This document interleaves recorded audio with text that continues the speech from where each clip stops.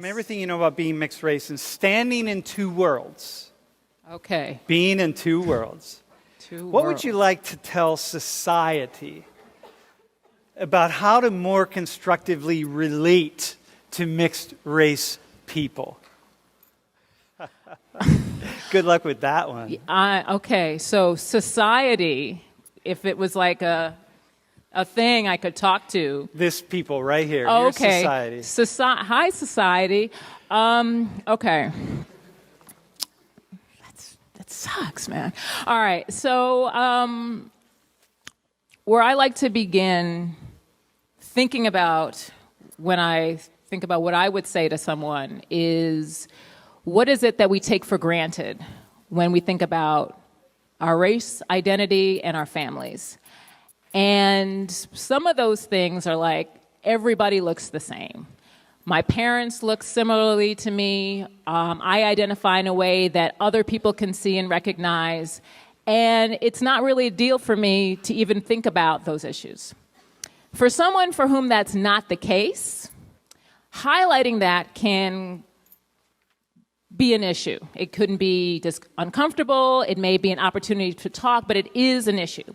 And so when we were talking about this whole experience, I was thinking about kind of a story that helped me kind of crystallize that. So I'm mixed race, and I have 2 children. And I was in a bookstore, and I was going to buy a storybook, and I found one that was called The Hello Goodbye Window. And it featured this black female and white male couple with a child. And it's about the child going to grandma's house, and grandma actually happened to be African American, and grandpa happened to be white too. And I was like, I don't know how that works out, but fine. And so it's just about her going to grandpa's house. And it's this really sweet story, and I thought, oh, this would be neat, because I never had that kind of story growing up. So I started reading this to my son, and I found myself tearing up. You know, I found myself just kind of getting emotionally overwhelmed and trying to quiet it because I'm trying to get to the story and have him enjoy it. But I'm thinking to myself, why is this hitting me like this?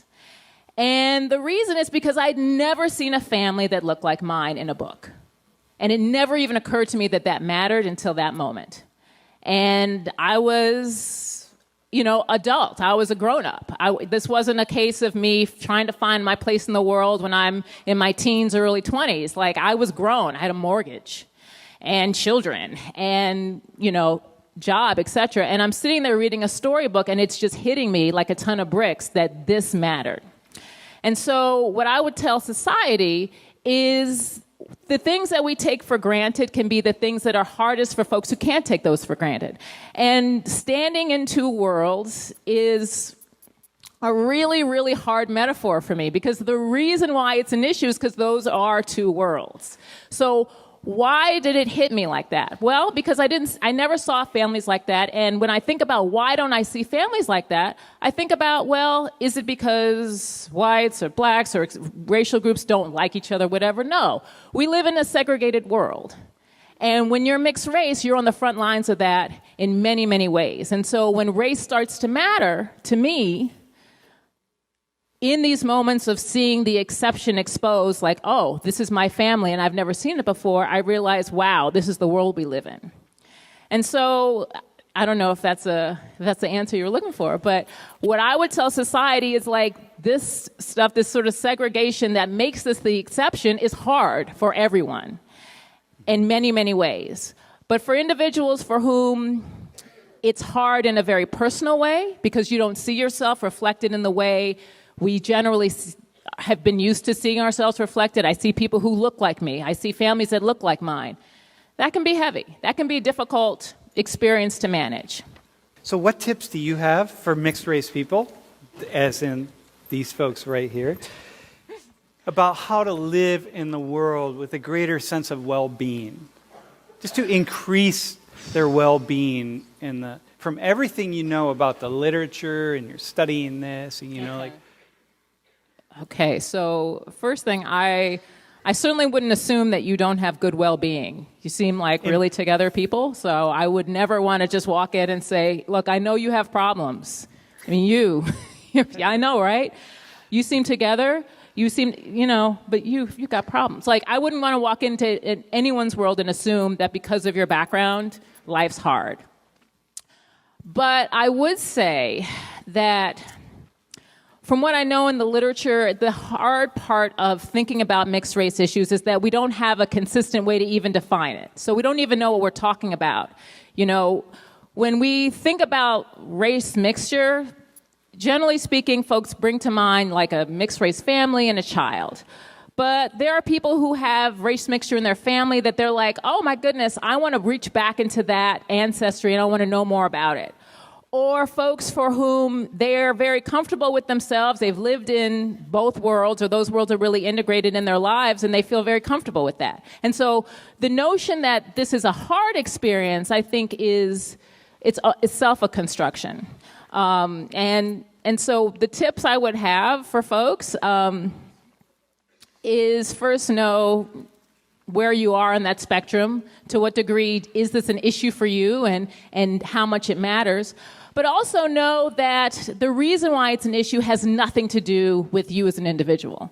And I remember when I was in this class and we actually had a discussion about mixed race issues, and I don't think I told you this, Sam, but I was really uncomfortable because I was like, why is he making a deal about this? I don't want to talk about that. I was cool. I studied, and I was like, oh, this is such an engaging class. Thank you. You're so great. I was like, that was sucked. Because I wasn't ready to think about it. And I think the reason why I wasn't ready to think about it is because it made me feel different. It made me feel unique in a way I wasn't ready to feel. And I wouldn't want to push anyone to say, embrace something that you're not ready to embrace. But know that if there's a feeling of difference, that feeling has nothing to do with the person and has everything to do with the stuff that makes mixture seem new and strange and different. People have been mixing since there have been people. And we know this historically, we know it currently, but we always treat this issue like it's new. Like, wow, you're this and that's you, unique and different. It's not unique and different. So one tip is to know that to whatever degree this is an uncomfortable experience, that discomfort has nothing to do with you, the person, but a lot to do with the assumptions folks bring to the table. And then the other thing would be to think about how much in common you have with so many other folks who are wrestling with the same issues in different ways. So when I was growing up, I found myself feeling a strong kinship with folks who just felt like, back then we were thinking about race authenticity a lot. So like, are you black enough was like the big question. And I don't know if that's still a deal today, but I had a lot of friends who had that kind of conversation. So I found myself connecting with people who felt different in a lot of different ways. And that made us kind of like a family. So I would also encourage folks for whom this is uncomfortable is to just connect with people who share that discomfort, but could be experiencing it in a range of ways. So it doesn't have to just be about race mixture. It could be about anything. But it's always important to find connections in folks. Because in the literature, the one thing that keeps bubbling up is this notion that racially mixed folks tend to be really isolated. That's the thing that really is kind of bubbles up as a concern. And I think that makes sense in a world that race matters so much. But if you find connections with folks, that can make a big difference.